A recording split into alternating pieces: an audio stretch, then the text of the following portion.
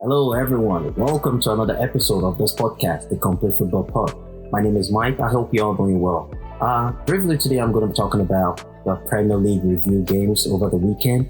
The West Ham Newcastle game, the Chelsea Burnley game, the Man United Brentford game, and also the Arsenal Man City game. Before going further, please, if you're new to this channel, please like, share, and subscribe to this channel. I would really appreciate it if we go a long way. Yeah, without wasting much time, let's dive in. The West Ham Newcastle game. What a game. The game was very, very interesting. This is the reason why the Premier League is arguably the best league in the world and also the most competitive league in the world. If you look at the West Ham and Newcastle game, the game was fantastic. Newcastle was 3-1 down and they got back into the game. Newcastle had no right to win that game. They had no right. Because I personally felt, you know what, that's it. They lost it. Because they scored the first goal from the beginning of the game. Newcastle was on the front foot. But they forgot something. When you play a David Moyes team, you have to be very careful at the back because they hit you on the counter-attack. They have wide players, fast wide players. Mohamed Kudus, Jared Bowen. It's good to see Mikel Antonio back after a long while. Antonio also, very strong, aggressive striker. And also Paquetá, what a very, very technical guy. So Newcastle, was very, very good in the first half for the first minute of the game. They scored the first goal by Anthony Gordon. What an influential player he is. And after that, they got carried away and West Ham punished them 3 times, three goals. Before Newcastle could know it, they were 3-1 down. And as I've said, I felt the game was over. But guess what? The crowd was behind Newcastle. The crowd was behind them. Everything Newcastle did became a big deal because every touch they made, the crowd was just jeering them up, just to get them back into the game. And we have to say this about Newcastle. Newcastle this season has been a subject of a lot of injuries. In my opinion, I would think Newcastle should do something about their training model. I think something is wrong because majority of these players are having muscle problem. So it's either they're doing too much in the gym or they're putting too much of workload on themselves or the training is so intense. I think Newcastle has to, do something about it. And now we have a lot of sports psychologists or sports scientists that can, Newcastle has every elite club, right now has that department where they can look into the training model in Newcastle because, to be sincere, it's getting to what they have a lot of players injured, so even though that, so Newcastle, they get back into the game, they kept going, they got, the first goal was a penalty. The second goal was also a penalty. He said converted both penalties. And, they had that faith they could do it. Harvey Barnes, what a great player. This guy from Leicester City, I've known Harvey Barnes and I see this guy as a very direct player. He's good one-on-one, 1v1, this guy is good. He has this body feint movement and once you give him that little space, he calls the ball inside the back of the net and that's Harvey Barnes for you. Harvey Barnes came in yesterday and he scored 2 goals to give Newcastle the lead. He scored the third goal. He scored the third goal that leveled the game up. And I think from the perspective of West Ham, immediately Newcastle scored the second goal. West Ham was in shambles. They started, panicking, because they're playing away and they could hear the crowd, backing Newcastle. So they were scared and Newcastle smelled that thing. They smelled that disarray amongst them and they capitalized on it. And kudos to the fans, kudos to the Newcastle fans. They did. That game yesterday should be dedicated to the fans because they are the one that brought Newcastle back into that game. And eventually Harvey Barnes does what he likes to do again. He got the pass in the middle of the park. He drift to the side a little bit and he called it again into the back of the net. That made it 4-3. And Newcastle would be so proud of themselves, and also West Ham, they would have themselves to blame because game management-wise, West Ham was bad. They should manage that game. When you're leading 3-1, all you need is a game management. You have to see the game out. You have to. You can't afford to be leading your 2 goals up. And at the end of the day, we know this is football. It happens a lot, a lot of times. But you should be able to manage games like that. See it through. See it through. You're 2 man down. You're 2 goals up. And Newcastle has a lot of injuries. So I don't see any reason why West Ham had to lose that game yesterday. But, that's Premier League for you. Newcastle, I really like this team because, since they got bought by the new owner, Newcastle has been a force to reckon with. They've always been pushing. Last season, they went to the Champions League. It was a new experience for them.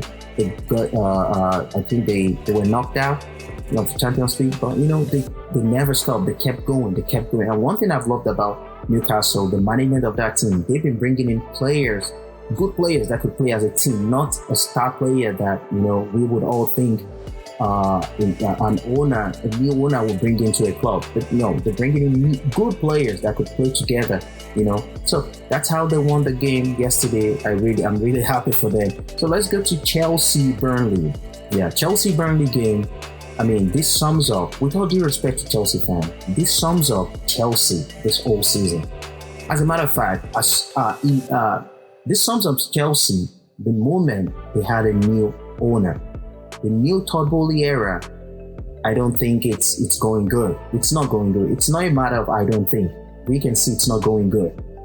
I would say for the future, it's a good project for the future because Chelsea has a bunch of good young players, but it could pay them. It could start to yield fruit for them in the future. But at the moment, I don't know what's going on with Chelsea. It's a slippery slope. You don't know what you're getting from Chelsea. Yeah, now let's dive into the game. Chelsea Burnley. Chelsea came into the game as favorite always because they're playing Burnley. Chelsea, they started playing the game. They started playing well, and they had the first goal. They got the first goal, and once they got the first goal, it was a penalty. For me, the goal was kind of too soft. It wasn't a penalty. Mikhail Modric knew he wasn't going to get the ball, so the guy touched him, the defender, but he took an advantage and threw himself to the ground. I don't think it's a penalty. It was too soft in my own opinion. But the referee gave the penalty, and so he did. Also, Vincent Kompany being sent off. I don't see any reason. I don't know why he was sent off. To me, I don't know why was he sent off. Football is a game of emotions. There was no way you would not react when the referee blew a penalty. I myself watching the game, I was like, no, this is not a penalty. But it got sent off, and Burnley was now 10 men because the player that fouled Mikhail Modric got sent off. Chelsea scored a penalty by Cole Palmer. Now we call him Cole Palmer. What a guy! What a mercurial player. This guy, if he continues this way, he's destined for greatness.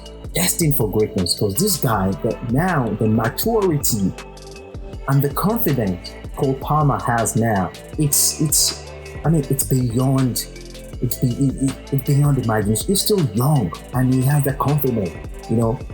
Look at that cheeky penalty. The players I know plays penalties like that are a lot of veterans, established players. Cole Palmer came in, that penalty, the keeper just went somewhere else. He just chipped it a little bit, and what a great penalty from Cole Palmer. And when Cole Palmer scored that goal, you would believe, okay, Chelsea's gonna run riot on Burnley. No, they didn't. That's how Chelsea are. They're not consistent. They can't game management. Chelsea's backed also. They can't just go into a game, see it out, and dominate all to no. Burnley got back into the game. And one thing about Burnley, I think, in my opinion, let me know your opinion in the comment section if you watch Burnley a lot. Burnley plays a possession-based football. And it's not a coincidence because the coach, Vincent Kompany, was a student of Pep Guardiola. So how does Guardiola play? Possession-based football. They pass the ball around. But the only problem Burnley has is goals. They don't have that strikers. They don't have those strikers to convert chances and score goals. In my opinion, all through the season, that's where I think Burnley, is lacking a striker. I think it has Chelsea loaned them a player, Fofana, but the Premier League rule, you can't use a player you loan from another team when you're playing that team. In the Serie A, in the La Liga, and in the Bundesliga, it's not like that. The moment you loan out a player, the player can play against you, which I support it. I don't see any reason why you're going to loan it. You're loaning the player because you don't need it. So if you needed him, let him stay. The moment you loan the player out, then the player has a right to play for another team, even though you're paying for you're paying part of the salary or part of his wages. But Premiership, they have a different rule and you can use them. So that guy has been the one scoring goals for Burnley lately, since he came to Burnley. But Burnley has been good when it comes to, possession build-up play. Burnley is good, even up to the keeper. The goalkeeper is good with his foot. So Burnley is good, just goals are their problem. That's what I think Burnley's problem is. And yesterday, the first goal was a very good goal. I mean, I would not blame any Chelsea. I think the Chelsea midfielders or the defender, they were not too close to the guy, Cohen, I think. Yeah, the guy named is Cohen. There was a lot of space for him to shoot the ball, through he handed at the back of the net. Burnley's equalized. Knowing fully well, Burnley now, after Chelsea goal, they're now 10 men. So you would expect Chelsea to just, blow them away. Burnley got back into the game. Immediately the second half started, they had a goal. That gave them momentum. And Burnley still did not. There was just a little bit of time Burnley defended. But it wasn't like 10 players behind the ball. No.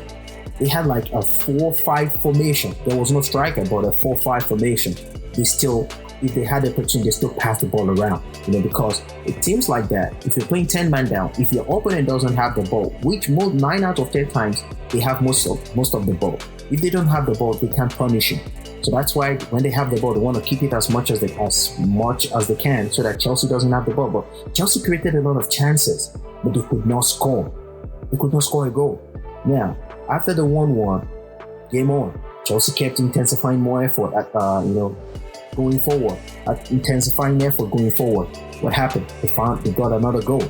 Another good goal from Cole Palmer. The cheeky flick from Raheem Sterling to Cole Palmer. Cole Palmer scored another goal to make it 2-1. Now you think, okay, now Chelsea might see this game off. It was 1-0. Burnley scored another goal. They came back into the game. Now Chelsea's 1-0 ahead. It's either you continue to press them high just to get more goals, because with a 1 goal difference, you're not certain anything can happen.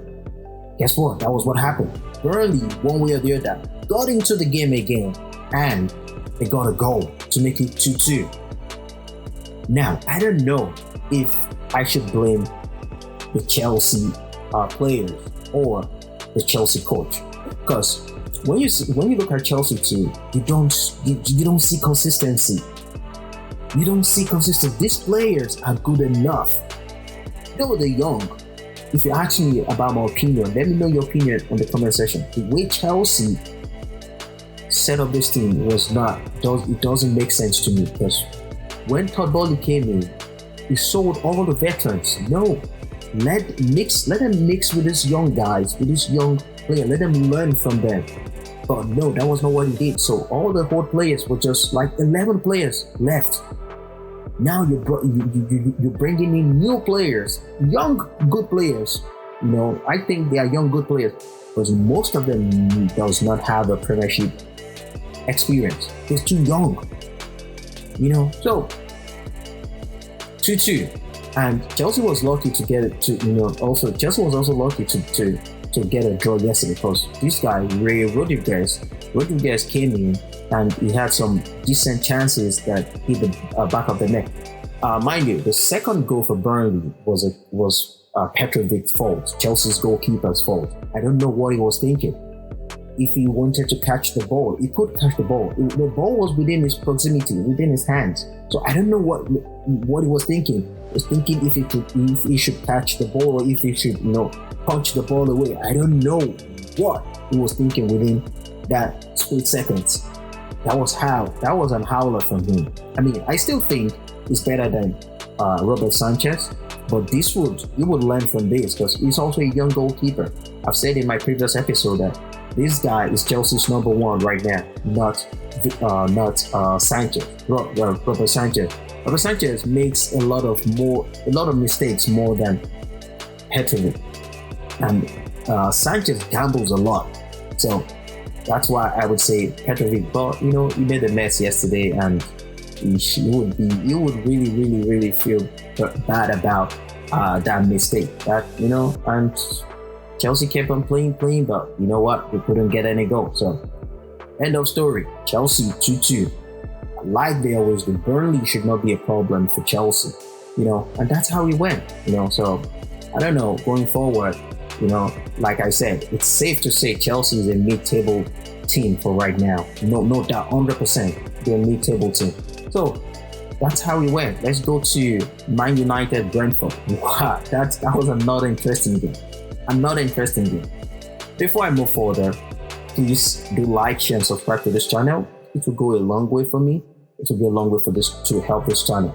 Yeah. So now, Man United and Brentford. If you ask me, if it was not like let me say this. I think Ten Hag is leaving at the end of the season. They're going to sack him first. Man United was so lucky to get a draw yesterday. I don't know how it happened. How they got a draw. If Brentford had converted some chances, it could have been like 3-4-0. But they missed a lot of chances, and when you're playing a team like Man United, even though they're not in their best form, when you have opportunity to score your goal, don't mess around. If you don't score, they punish you when they have the opportunity. Mason Mount came in. He had no reason to score a goal. He was so silent when he came in. And look at what happened. He scored a goal. And Brentford has been knocking on the Man United door defense to score a goal, but they couldn't. They've been very close. And Man United again yesterday, you don't know how they're playing. We know Brentford, when Brentford plays, they play counter-attacking football. They're very compact. When Thomas Frank team, Thomas Frank is the Brentford coach. His team is a very compact team. They play compact football, but they hit you on the counter also. They play like a 3-5-2 formation. A lot of bodies in the midfield and a lot of bodies without the ball. They're good without the ball. And even when they have the ball, they throw a lot of bodies in the midfield and so that's how they play. But with Man United, you don't know how they play. You don't know what you're getting from Man United. So with this, it's down to the coach. I would say the coach, because he knows how. Okay, let me throw a question out there. Please give me your opinion in the comment section. What style do you think Man United play? I don't know. If you know, please send your comment in the comment section. I don't know what style of play Man United play. You can't say that about some teams. Some teams you can say this is how they play, but with Man United you don't.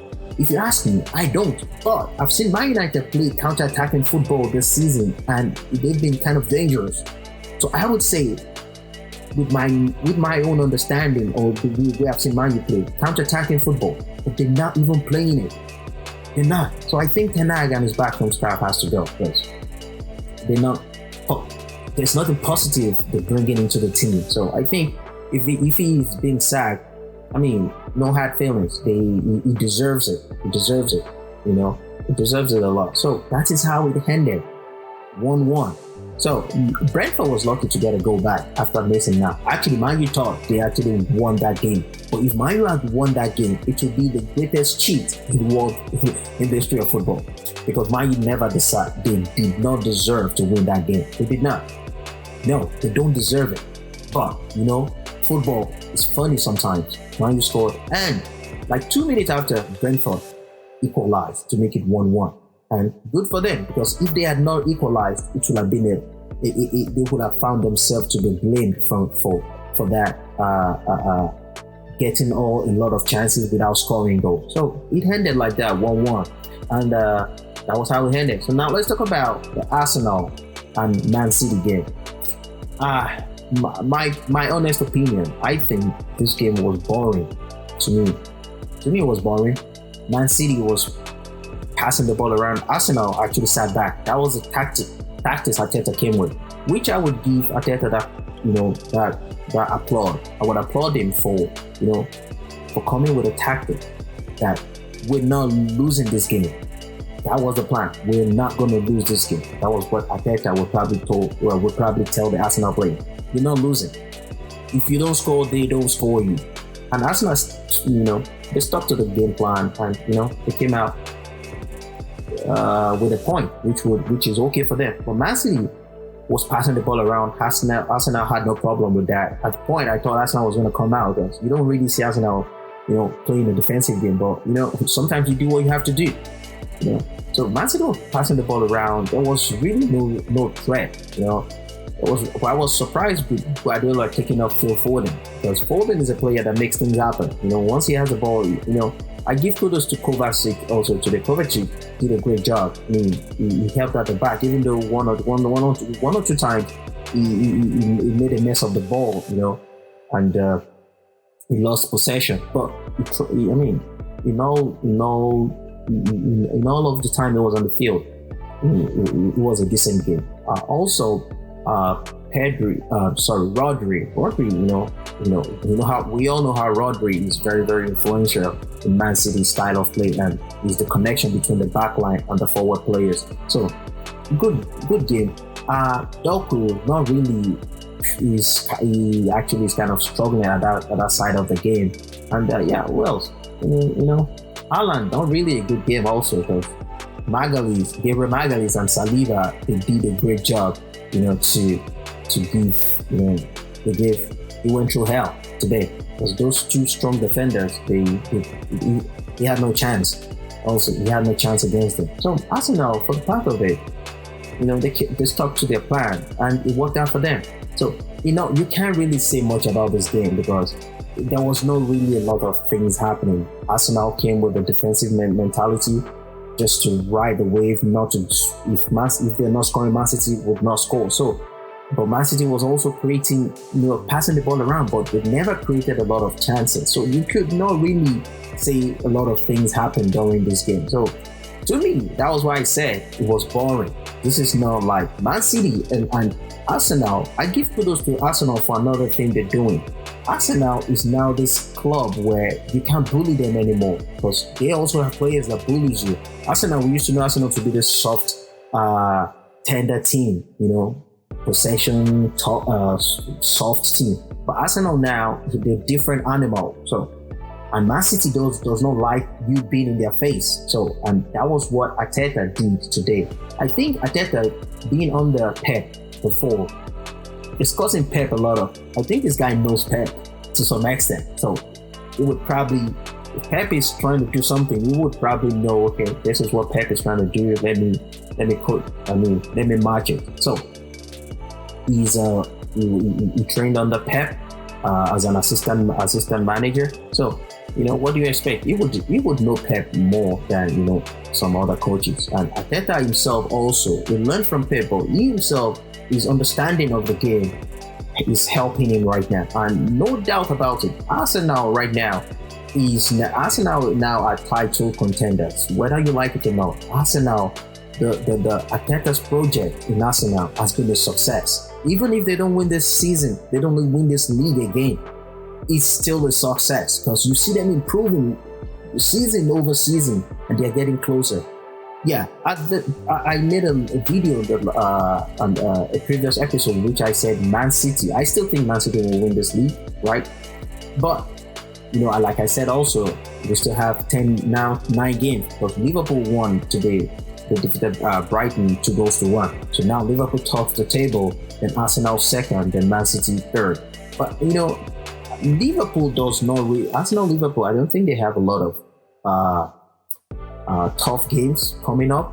Even if they do, it's not like as tough as the one Man City. But the way Man City plays and the way they dominate teams makes me feel Man City I'm still standing on it. I might change my opinion later about this. Let me know your opinion also about who you think will win this season, who will win this title this season. So that is all happened this season. It was a crazy week, especially the West Ham at the Newcastle game. That was one of the best Premier League games I've seen this season.